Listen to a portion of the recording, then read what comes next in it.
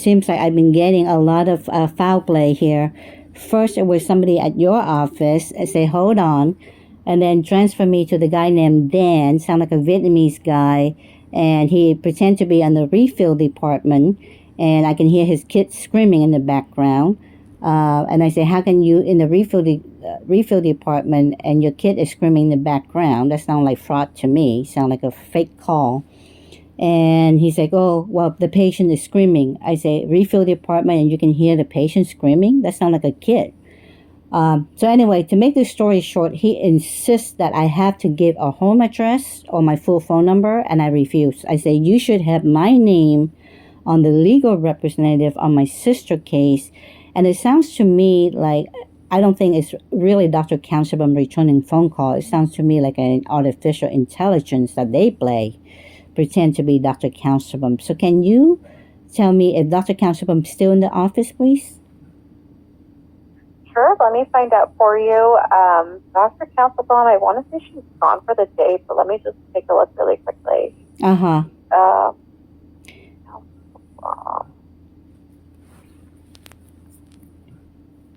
No, she left a lot earlier today. She left earlier, like around what time? I would say no later than like 3 p.m. Okay.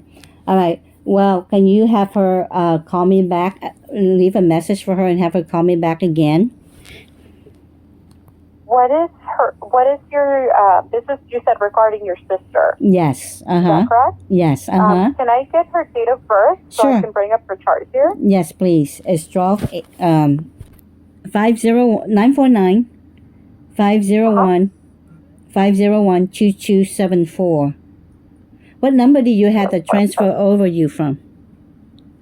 I'm just showing that number ending in 5573.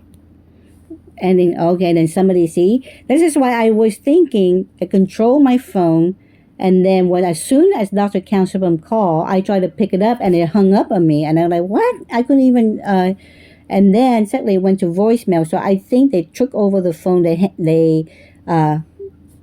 transfer over to the voicemail instead of allowing me to answer my own call. That's the problem. They've been controlling my phone all day long, both phones. That is very strange. I will go ahead and make her aware of it, and hopefully she can follow up with you right away. Yes, please, because I make it very. And then if she refills it, what pharmacy is it? Still the CVS pharmacy at Harvard? Yes, the one in Irvine. Okay. Yeah. So okay. I hope you. I will go ahead and send it. Yeah. So you understand the story very clear now, because I've been saying the same. Yes. Yes. And I did go back to the notes in which you did provide that story regarding the pills and the things. Yes. So I will go ahead and add on to that so she kind of understands a little bit better. And again, she should be following up with you soon. Yes, please. My sister doesn't show any symptom of any type of distress or anything. She hasn't taken the omeprazole for the last 3 days. At the same token, I don't think there's any, I don't know. I mean, at first I asked for the blood test to make sure there's no foul play of any kind of drugs that's drugging us over here. But she doesn't look like she have any kind of distress, psychotic, whatever, that I read online. So it doesn't seem to be that way. But yeah, if you can, that'd be great. So I guess I just wait for her like on Monday, because it's weekend now. Yeah, sometimes I don't want to say yes for sure, but sometimes she will try to work on her messages over the weekend too. So okay. I can't say for sure that she will reach out, but there might be a possibility that she can over the weekend, just so you are aware and don't get alarmed if you do receive a phone call. Okay. May I ask your name, please? Okay. Can I have your name, please? Sure, it's Talia. Talia. Okay, Talia, thank you so much. I appreciate for your help. My pleasure, Miss Katie. You have a great rest of your day. Thank you. You too. Bye-bye. Thank you. Bye-bye. Okay, so basically, as you can see there, there's some foul play going on. As Talia just mentioned, the last four number of the phone is 5573, which is not my phone. Obviously, the guy named Dan, actually my phone is super hot now. The guy named Dan, who pretend to be at the refill department sound like a Vietnamese guy, has a baby in the background crying, and call himself refill.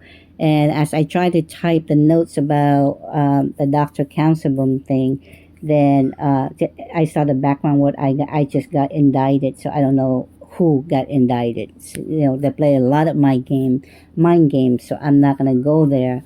Who got indicted? Who case it is? And if somebody got indicted, how would they know? How can they really type in the background words? So if you get indicted, won't you go to jail already? Why? How can you give in the background words? So it could be another mind games. Could be not. I don't know. I just know that at first I thought it could be another artificial intelligence, sound like Dr. Counselboom, because as soon as I pick up, it just hang up. So now I realize they've been controlling my phone all day long. Right now, super hot. My phone is super hot. So it could be them controlling my phone all day long. And when Dr. Counselboom call, they block it. I can't answer it. That's why it hung up. I can't answer it. So that way it got hung up, and then it went right through the voicemail, And when I called back, it was another lady. She did answer Hoag Medical Group.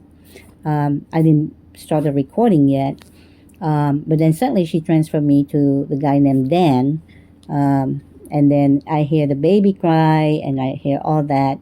And then the guy pretends to say he's from the refill department. And then he asked me, do you want to have a refill or not? Like that kind of voice kind of attitude. And give me your home number and your phone number. I say, no, you should have all that information there. I can give you the last 4 number.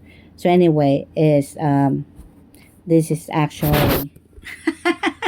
There you go. You can hear the recording there. There you go.